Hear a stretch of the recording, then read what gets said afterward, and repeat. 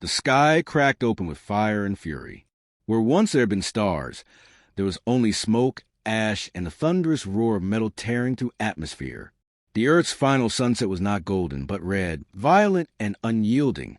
Commander Alara Voss pressed her back against the melted husk of a transport carrier, her rifle slick with blood and condensation.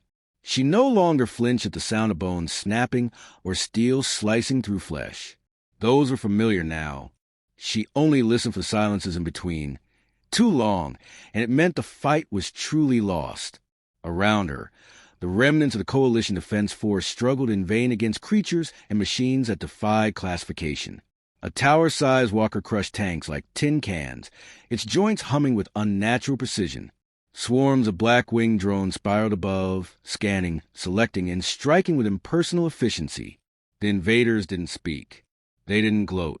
They advanced with the cold certainty of a force that had done this before many times. Alara, pull back. North Trench is overrun. Captain Gianvarella's voice pierced the comms, his tone frantic beneath the static. She looked up.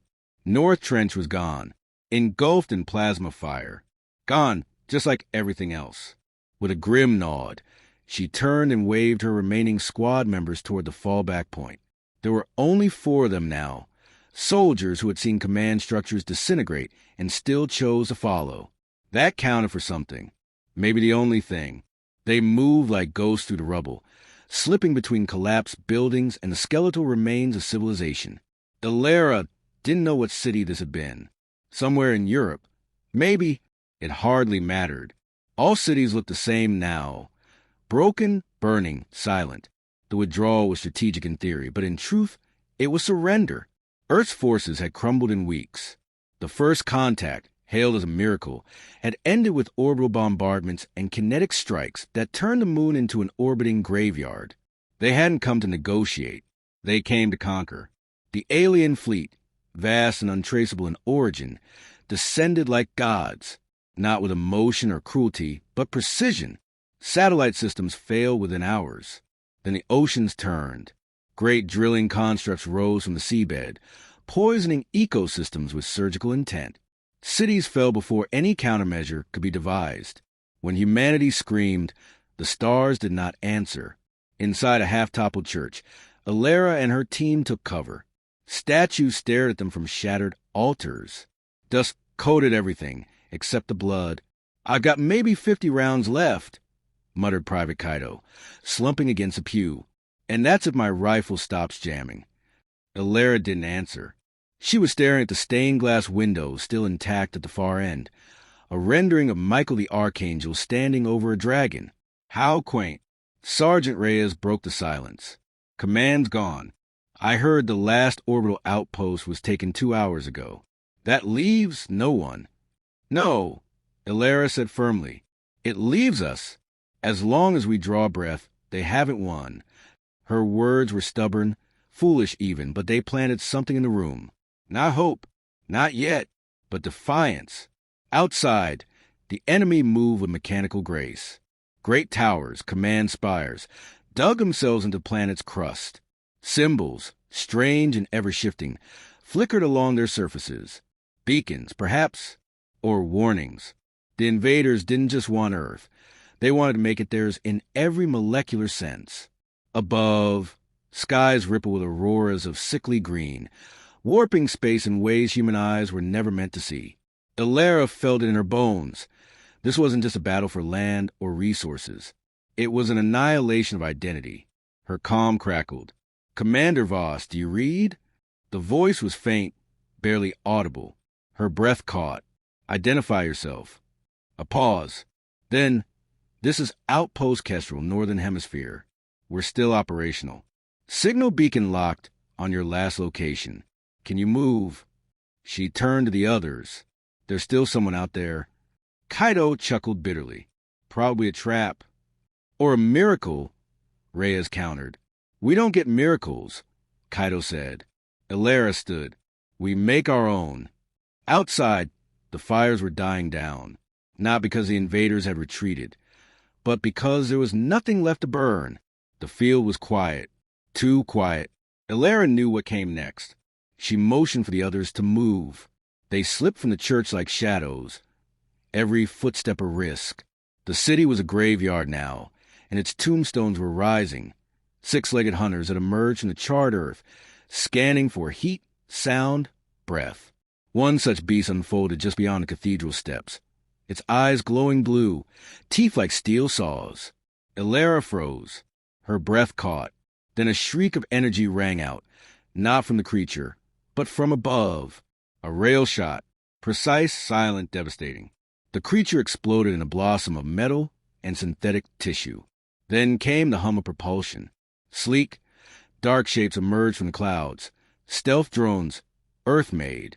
They weren't alone. The beacon from Kestrel had called in an old friend. Outpost Kestrel, long thought destroyed, had survived beneath the ruins of an Antarctic research station, a place built for silence and survival. They had reactivated orbital weapon platforms, fragment of humanity's forgotten ambitions, and sent a message. Earth fights on. Ilara smiled. For the first time in weeks, her smile was not grim. This wasn't victory. Not yet, but it was a first step. The enemy had celebrated too soon. Humanity still stood. The cold bit deep in the caves beneath the Ural Mountains, a lingering reminder that nature still held dominion. Even as humanity's reign ended above, Ilara Voss stared at the frost collecting on her gloves, her body still, her mind racing. The echo of boots on stone told her the others were returning from the scavenging run. She didn't rise to meet them. Gian Varela ducked beneath the low archway, his breath visible in the dim glow of the lantern. He held a tattered canvas, sack-heavy with nutrient blocks and salvaged electronics. His face, once polished and proud in the uniform of Earth's defense fleet, now bore the grime of 1,000 fires. "They took Prague," he said flatly, dropping the sack beside the central fire. "What's left of it?" Kaido let out a low whistle as he set down a rusted crate filled with old weapon parts. "That's 10 major cities this month. Feels like they're just checking boxes now." Reyes, the quietest of them, glanced toward Ilara. "We're not on that list yet." "That's not victory," Ilara said. "It's delay." But even delays mattered. Every day they held out was another day to plan, to survive, to adapt. That was a word that had begun to surface in the minds of survivors everywhere. Adapt, not fight back blindly, not charge the enemy with desperation. Adapt, understand, exploit. There were fewer than 50 now in this mountain complex.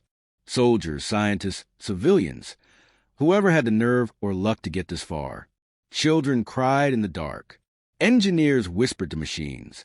The resistance was an army. It was a pulse, faint but persistent. Jen sat across from her. "You haven't eaten." "I'm not hungry." "You haven't been hungry in 3 days." She said nothing. Her eyes stayed locked on the flickering flames. "You're planning something." "I always am." He nodded. "Tell me." She hesitated, then pulled a data pad from beneath her coat. The screen blinked weakly, but held. A flickering schematic showed an alien relay tower, one of the many spires now rooted into Earth like parasitic veins. "They're broadcasting something," she said. "Constant pulses, layered with encryption we can't touch. But it's not just communication, it's behavioral. Control. You've seen how their drones react. Uniform absolute. This is how they manage it. You're saying we cut the signal." "We don't cut it," she interrupted. "We hijack it."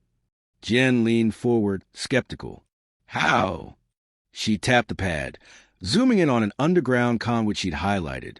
"There's a base, old NATO listening post, forgotten during the evacuations. It's positioned just below one of their towers. If we get there, I think we can patch into the relay." "And do what? Disrupt them?" "We don't even know what kind of system they're running." "No," Reyes said, surprising them both. He stepped closer, brow furrowed.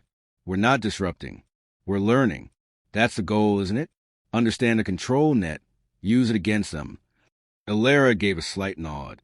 One small fracture. Just enough to see how they respond. Kaido laughed, low and humorless. "Sure, and if we're wrong, we light up like a flare on every tracker they've got." "Then we make it worth it," Ilara said. The next morning came with no sunlight. only the same endless twilight that had settled since the skies turned. They traveled light, 4 of them, leaving the rest of the survivors behind in care of an old medic named Anya, who spoke more with her eyes than her voice. The land above was haunted. Forests had gone quiet. Snow fell in ashen sheets. Burned-out husks of enemy ships lay like rotting giants across old farmlands, some still humming faintly with unknown energy. They reached the old NATO base after 2 days of silence, sneaking beneath the sensor sweep of patrolling drones. Jian's hand trembled as he opened the rusted entrance, the seal breaking with a gasp. The smell of ancient metal and oil greeted them. Inside, the base was intact, abandoned in haste but not destroyed. Terminals blinked softly, running on decaying emergency power. Ilera found control room and immediately set to work, fingers flying across half-dead consoles. The hum of forgotten systems awakening filled the air. Reyes stood at the window, watching the relay tower above through a cracked ceiling hatch. It's like a cathedral, built for something bigger than us. It's not, Ilera said without looking up. They're not gods. They bleed, just like we do. We've seen it. Kaido secured the door, laying charges just in case. Yeah, but we bleed faster. She interfaced with the terminal, bypassing layers of obsolete encryption. Jen helped where he could, rerouting power. After an hour, the room dimmed, then pulsed with alien green light. We're in, she said. For a moment, nothing happened. Then data, a flood of it. Structures unlike any human code streamed across the screen. Elegant, fractal, recursive. A language designed by something not for efficiency, but for beauty. Reyes leaned in, stunned. They think in music, he whispered. Look at the rhythms. But the beauty was short-lived. A sharp tone pierced the silence. A warning. They know, Ilera said. Trace ping.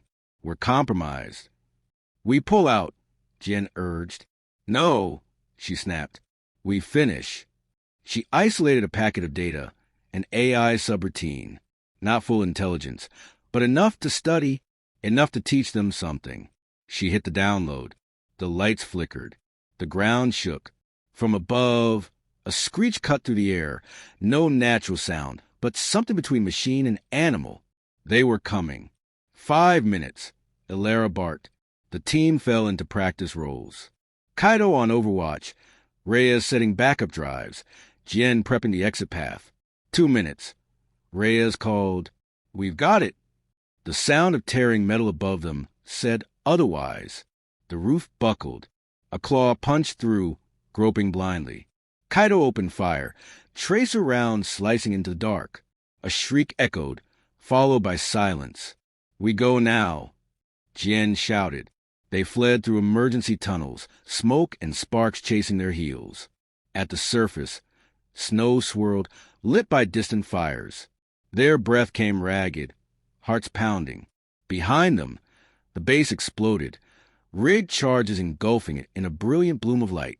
They didn't stop running. Only when they reached the cover of an old ravine did they rest. The drive, still warm in Rhea's hands, pulsed with potential. Ilera didn't speak for a long while. Finally, she looked at them. We have a piece of them now. Jen nodded. And they know we're still here. Good, she said. Let them know. Let them feel it. Above, the relay tower flickered once. An anomaly. A glitch. Or perhaps the first sign of something else. Not hope. Not yet. But resistance. The wind over the Eurasian steppes howled like an ancient spirit, carrying with it the ash of fallen cities and the silence of civilizations undone. Ilera Voss adjusted the hood of her thermal cloak, the edges frayed from weeks of wear, and stared into the distance where the horizon broke against jagged alien constructs. From this height, she could see 3 relay towers, monoliths pulsing with light, spreading their influence like fungal roots beneath the Earth's crust. They had made it back to the Ural hideout, but rest had been a brief illusion. The data core they recovered was no static blueprint. It was alive, an evolving language, too complex for conventional analysis. Yet, it revealed something critical. The invaders were not merely invading. They were harvesting something beyond resources or land. Consciousness, neural resonance, thought itself. The control relay had transmitted not just orders but memories, stored fragments of other conquests, other species. The towers were nodes in a neural web, a planetary brain, reshaping the Earth's psychic frequency. Humanity wasn't being destroyed. It was being overwritten. Ilera paced a dimly lit lab where Reyes now worked around the clock, eyes red-rimmed, fingers blistered. He sat at a makeshift terminal, surrounded by layers of alien code slowly being unraveled. It's like translating a dream, he muttered. Patterns emerge, then vanish. But there's something beneath it, like a signature. She leaned in. A command protocol? A presence. Not an AI. Not exactly. Something that watches. Maybe even waits. Jen stood nearby, arms crossed, gaze fixed on the terminal screen. You're saying the enemy isn't centralized? No, they're fractal. Each unit echoes a larger intelligence, but acts with local autonomy. If we sever the connection between node and hive, we can fracture the whole. Ilera nodded slowly. That's the plan, then. Disruption at the neural level. Reyes pointed to a section of the code, highlighted in red. We found an interface point. Something like a cerebral gate. It exists in one of the southern towers, deep in the Andes, buried inside a terraformed mountain. If we breach it, we could send a feedback pulse strong enough to disrupt the control web for a matter of minutes. Minutes? Kaido scoffed from the doorway, chewing dried rations. That's all we get for risking an entire team? It might be all we need, Ilera replied. One breach, and we give the resistance everywhere a window. The word hung in the air, resistance. Once, it had meant desperate skirmishes, suicide missions, hidden radio calls in the dark. Now it meant something more. The stolen data had already gone out via encrypted bursts to surviving enclaves around the world. From the African deserts to Arctic bunkers, survivors were beginning to stir with purpose. But not all were willing. Later that day, in the council chamber, a refitted storage room beneath the mountain, Ilera stood before the remaining leaders. There were only 8. Scientists, former generals, field medics, a teacher from New Delhi. Each carried more weight in their eyes than their shoulders could bear. We have a chance to strike a true blow, she said, projecting the relay tower schematic. We've mapped a blind spot in their patrol grid. A low-orbit drop will get us into the Andes tower. With Reyes managing the interface, we inject a neural disruptor, sever the hive for minutes. The enemy fractures. Their coordination collapses. You said minutes, grunted General Okoro. That's a suicide clock. Maybe, Ilera answered. But better to die cutting the beast's throat than running from his claws. The teacher raised her hand.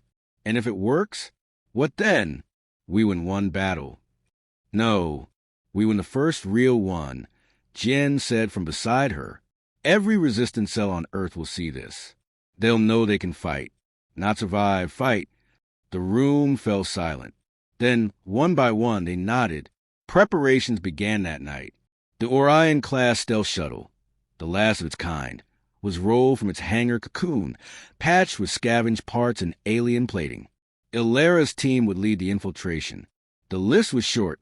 Reyes for the neural link, Jen for tactical command, Kaido for demolition and field ops, Ilera because she was the only one who had never once hesitated to lead. They launched under the cover of a polar storm, using the electromagnetic interference as a veil. No chatter, no broadcast, just silence and the hum of machinery resurrected from a dead civilization. The Andes loomed like a god's spine, snow-clad, treacherous, and corrupted. The tower protruded from a plateau that once housed an ancient temple. Now, it pierced the sky like a blade, emitting rhythmic pulses that made their ears ring inside their helmets. They landed 4 kilometers from base, descending through blackened snow under the aurora-lit sky.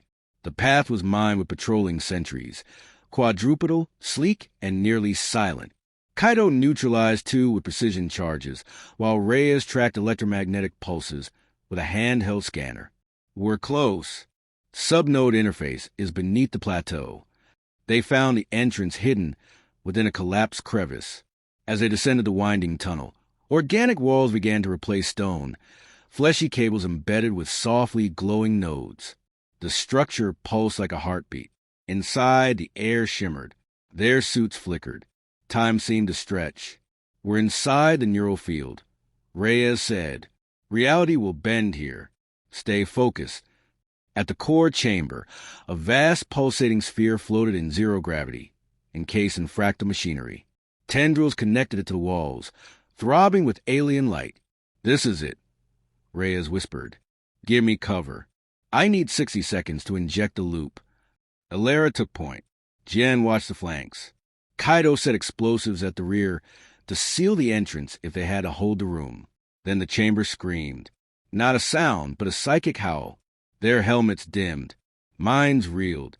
Something had noticed. The Guardians arrived, not drones, but humanoid forms wrapped in armor that shimmered between matter and energy. No weapons, only blades forged of light and thought. Alara didn't hesitate. She lunged, blade to blade, each strike ringing like chimes in a hurricane. Jin covered her, his rifle burst slowing one attacker as Kaido hurled shock mines to scatter the others. 30 seconds, Reyes shouted, fingers dancing over alien keys. Alara parried a downward slash, driving her own blade into the Guardian's chest. It shuddered, then dissolved into ash. 15. Jen fell back, shoulder bleeding. Kaido dragged him behind cover, returning fire. Alara turned to see Reyes finish the sequence. The sphere pulsed violently, then dimmed. A shock wave rippled through the room, a soundless concussion that knocked them to their knees. All nodes disrupted. Reyes gasped, "We did it!" But the ground began to tremble. The sphere was collapsing, not destabilizing, self-destructing. "They're purging the core," Jen said. "We're too close." "Fallback route, now," Alara commanded. They sprinted through the tunnels, chased by fire and silence, until the world behind them fell in. Only when the mountains settled and the wind returned did they stop. The sky above had changed. Dozens of relay towers across the globe had gone dark. The hive had fractured, and across the world, the human race began to remember what it meant to strike back. The silence after the pulse was unnatural. It spread like a hush after thunder, vast and ominous, as though the earth itself were holding its breath. Alara Voss stood on a ridge overlooking what remained of the southern relay tower, a collapsed spire of obsidian-like metal now steaming under the gray Andean sky. Where once there had been ceaseless light and drone activity, now there was only stillness and the distant crackle of fires. She adjusted her grip on the damage, rifle slung across her shoulder, her glove scorching the escape, and turned to where Reyes sat against a boulder, his hands trembling. His neural jack, now scorched at the edges, sparked faintly. "You still with me?" she asked, crouching beside him. He nodded, though sweat lined his brow. "Barely. That surge nearly cooked me from the inside. But it worked," Jen said, limping toward them, one leg in a makeshift brace of alloy and bandage. "I've got confirmation from 3 outposts, Frankfurt, Nairobi, and Christchurch." The towers went dead. Kaido dropped beside them, his face smeared with soot, his gear half melted from the blast wave. No coordination. Their units are acting like feral dogs, confused, aggressive but disorganized. For now, hung heavily in the air. The disruption they triggered had fractured the neural web, but the collapse wasn't total. It was temporary, measured in hours, perhaps a day. And already Alara knew the enemy would be adapting. They were intelligent, after all, far more than drones or data. This wasn't a war of attrition. It was a test of evolution.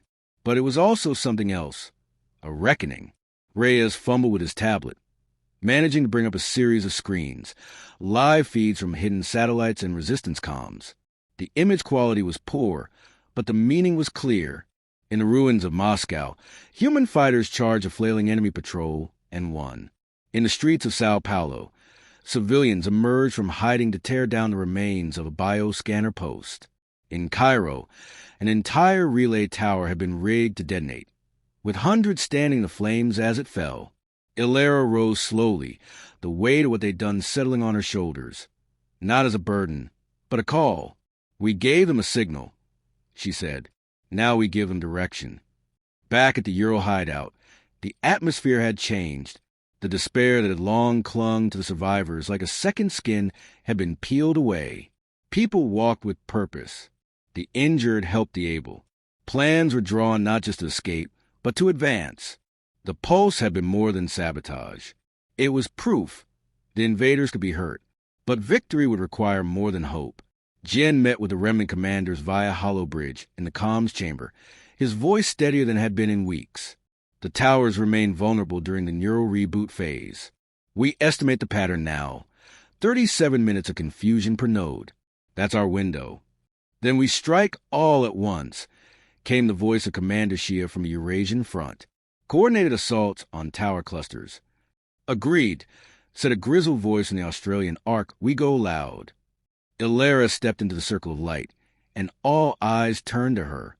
It's not just towers, she said. It's their memory field, their history. Every tower stores part of it. Every strike doesn't just disable them. It erases part of what they are. Is that the goal? Shia asked. Obliterate their mind? They tried to overwrite us, Illyra said. Now we do the same. In the hours that followed, preparations moved fast. Salvage transports, old fighters rigged with alien coils, drones reprogrammed to strike instead of serve.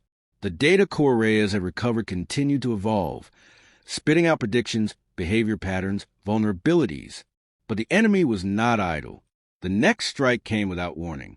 A dark spike of light dropped from orbit and turned half of Scandinavia into glass. It was retaliation, brutal, precise, a message. Kaido spat into the dust. They still have power to burn. Jin narrowed his eyes. Let them burn it. We'll turn every spark against them. Before dawn, Illyra's team was airborne again. This time leading a coalition force toward the Central Asian relay cluster, one of the oldest and most fortified. Behind them, dozens of small units moved in synchronized patterns across continents, striking where timing allowed. The plan was coordinated chaos. Overwhelm a hive before it could recalibrate. As they descended toward the cluster, resistance forces emerged from hidden valleys and craters, converging on the towers like ants on a carcass. The enemy responded, their units still sluggish but dangerous. Plasma rained down. Scorched earth flew, and for the first time in months, the sky lit up with fire not made of surrender, but defiance. Illyra's drop ship took a direct hit. Metal tore. They crashed hard, smoke pouring from the sides. She dragged Reyes from the wreckage, coughing blood, but moving. Jin followed, rifle in hand. Every step a groan. Kaido emerged last, shielding them with an energy shield they'd stolen weeks ago. The relay tower loomed, taller than the others, dark against the rising sun. They sprinted toward it, a hail of weapon fire falling around them. Other cells were already inside, clearing floors, planning charges. Illyra reached the core chamber. This one was different. It pulsed slower, an ancient node, deeper in its connection. Reyes stumbled to the console, fingers twitching. They're fighting back harder here, he said. The AI is semi-aware now. It knows we're targeting memory. Wipe it, she said. It'll fight. Let it. He linked in and his body jerked. Blood poured from his nose. He screamed once, then again, but he held a connection. Jin and Kaido stood at the door, fighting back the defenders, bipedal constructs this time, faster, shrieking like metal banshees. Reyes convulsed. Then the pulse came. It tore through the tower like a star being born. The walls cracked. The constructs fell, twitching. Reyes collapsed into Illyra's arms. All across the globe, towers followed. One by one in perfect cadence, they fell. The neural web died. Not glitch, not interrupted. Dead. And in that death, something unexpected happened. The sky, long dimmed by the enemy's atmospheric filters, began to clear. The stars returned. For the first time in over a year, Earth breathed. Reyes woke 3 days later in a medical pod. His voice was weak. Did we? Illyra nodded. We did. He smiled faintly, then frowned. They'll come again. Maybe not tomorrow, but one day. Yes, she said, but not to the same planet. Around them, the mountains whispered with wind. Humanity had stood up, and this time it would not kneel again.